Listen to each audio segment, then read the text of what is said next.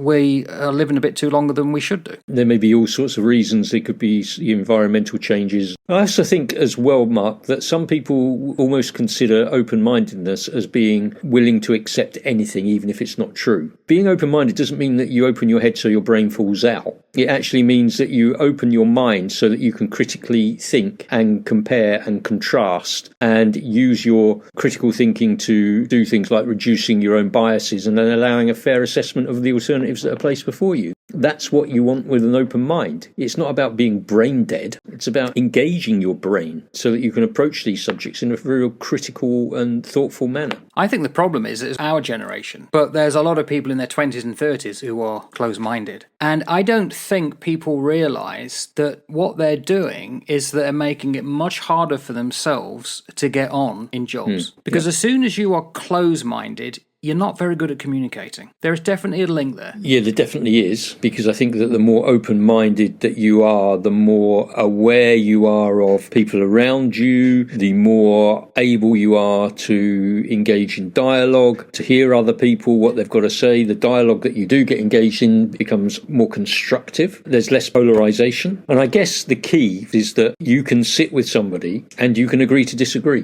with them as well. There's a mutual respect. You're not there to score points. You're not there to win arguments. You're not there to chalk up another victory. You're there to engage and to find common ground that enables you to move forward on, if possible. There's definitely a link here with epistemic vice. Yeah. You're close-minded, you're not curious, therefore you're gullible. People will be literally hoodwinked, because when you close down your mind, you're not going to be problem-solving. You're not going to say, am I being told the truth here?